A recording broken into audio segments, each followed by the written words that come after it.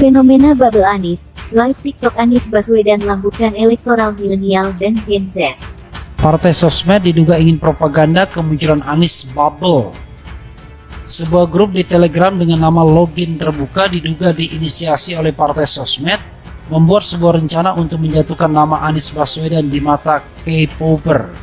Diketahui Anies Bubble diinisiasi oleh K-popper untuk seru-seruan dan mendapatkan simpati yang meluas yang diduga akan berpengaruh pada suara Anies Baswedan di pemilu 2024. Partai sosmed diduga sebagai pendukung 02. Ia dan beberapa anggota di dalamnya berupaya membangun narasi negatif tentang Anies Baswedan dengan tujuan agar K-popper berhenti mendukung Capres 01. Hal ini diketahui dari bocornya tangkap layar percakapan di dalam grup tersebut. Timnas Amin Iman Syafei membagikan tangkap layar salah satu percakapan yang memberikan ide untuk menjatuhkan Anies di mata K-popper. Ada 4 skenario untuk menjegal pencapresan Anies Baswedan. Skenario yang pertama, jalan terjal mengantongi tiket partai koalisi. Skenario yang kedua adalah menghadang pencapresan Anies Baswedan lewat kasus hukum. Sejak menjabat sebagai Gubernur DKI Jakarta, Anies Baswedan selalu digoyang isu dugaan korupsi Formula E. Skenario yang ketiga, bagaimana menghadang Anies Baswedan melalui isu penundaan pemilu. Skenario yang keempat adalah bagaimana Anies Baswedan diserang, dibanjiri dengan isu-isu hoax yang bertebaran di media sosial. Yang terbaru misalnya Anies diisukan atau difitnah menyuap Ketua KPK Firly Bahuri agar nama Anies Baswedan dibersihkan dari kasus Formula E. Ancaman terhadap Anies dipandang oleh istana itu serius. Sumbangan uang untuk mobilisasi kemenangan lawan Anies itu sangat besar. Kalau pemilu direkayasa, maka gerakan ekstraparlemen ini akan sedikit lagi mereka akan menuai kehancuran. Harus menghentikan praktek kekuasaan yang semena-mena ini. Kita diajarkan berbicara kriteria, cari pemimpin yang jujur, amanah, ramah, berilmu, dan lain-lain. Sudah otomatis ketika penumpukan kekuasaan yang semakin zalim ini, ruang gelapnya semakin dipersembahkan, maka secara otomatis menghadirkan kesadaran tauhid, memandu energi politik kesadaran umat Islam untuk mengatakan yang paling sesuai kriteria yaitu Pak Anies Baswedan. Kalau emang Anies itu tidak ada apa-apanya, Anies tidak bisa kerja, dosa takut. Ngapain takut? Atau juga nggak kepilih? Karena Anies pintar, cerdas, mampu, makanya ada upaya penjagalan dari orang-orang yang tidak ingin negara ini dipimpin oleh orang lain, hanya oleh kelompoknya saja, tidak ingin kelompok orang lain. Itu kesimpulannya.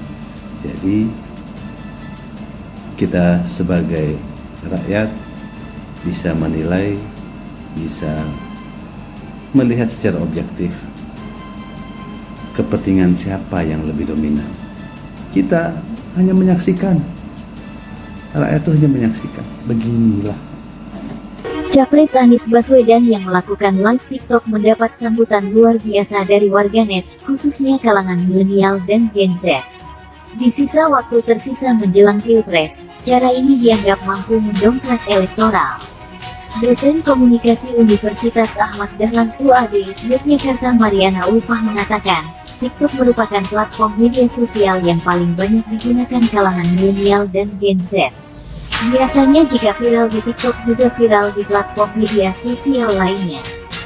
Dan itu terbukti, saat Anies Baswedan live di TikTok, ternyata juga diupload oleh akun X, dengan akun @AniesBubbles. Bubbles merupakan istilah fans club K-popers dengan artis yang namanya Bubbles. Ternyata akun @AniesBubbles ini juga viral, kata Mariana Ulfah seperti dikutip KBA News, Rabu, tanggal 3 Januari tahun 2024. Dosen yang akrab disapa Maria Jova ini mengaku sempat melihat tweet akun AniesBubbles ini. Terakhir, 2 hari lalu, saya lihat ada 17k komentar di tweetnya. Komentarnya sangat positif karena live TikTok membahas hal-hal yang menyentuh keseharian anak-anak muda, jelasnya. Dari live di TikTok ini, ada dialog antara Anies Baswedan dengan warganet. Anies Baswedan banyak menceritakan pengalaman pribadinya seperti layaknya yang dialami kalangan milenial dan Gen Z. Pak Anies menceritakan pernah mengalami tugas banyak sementara waktu tinggal sedikit. Kalau orang lain bisa melakukan, kenapa kita tidak? Begitu kata Pak Anies, ungkapnya. Apa yang disampaikan Anies Baswedan menyentuh sehingga komen-komen warganet sangat positif. Warganet yang mayoritas milenial dan Gen Z ini senang, menganggap Pak Anies punya sifat kebapaan, sangat logis dan simpel, jelasnya.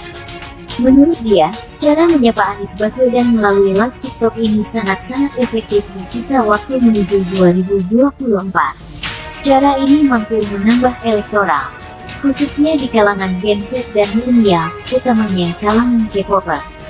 Panggilan baru Cusi, Opa. Banyak istilah baru Kiowo, Uri Opa Anies, jelasnya. Kalangan Gen Z dan milenial ini sekarang juga sering disebut masa galau. Pak Anies hadir dan mampu mengusir kegalauan itu, imbuhnya. Fenomena bubble Anies. Sementara itu, Adi Mars, seorang TikToker politik di Yogyakarta menyebut langkah Capres nomor urut 1 Anies Baswedan melakukan live TikTok berdampak positif mendongkrak elektoral pada Pilpres 2024. Menurutnya, live TikTok yang dilakukan Anies Baswedan sudah menjadi fenomena yang disukai warganet, khususnya milenial. Fenomena ini sangat organik dan tidak bisa diakali dengan robot. Ketertarikan warganet kepada sosok Anies Baswedan tidak bisa dicegah, kata Adi Mars. Caleg Partai Demokrat ini mengungkapkan, live TikTok Anies Baswedan sangat besar pengaruhnya merebut simpati calon pemilih yang belum menentukan pilihan. Pak Anies bisa merebut pemilih, melebihi swing voter yang ada. Kalangan yang masih undecidet voter juga akan membuat jauh cinta pada Pak Anies, jelasnya. Adi Mars mengaku sempat melihat langsung live TikTok Anies Baswedan yang ditonton lebih 300.000 viewer.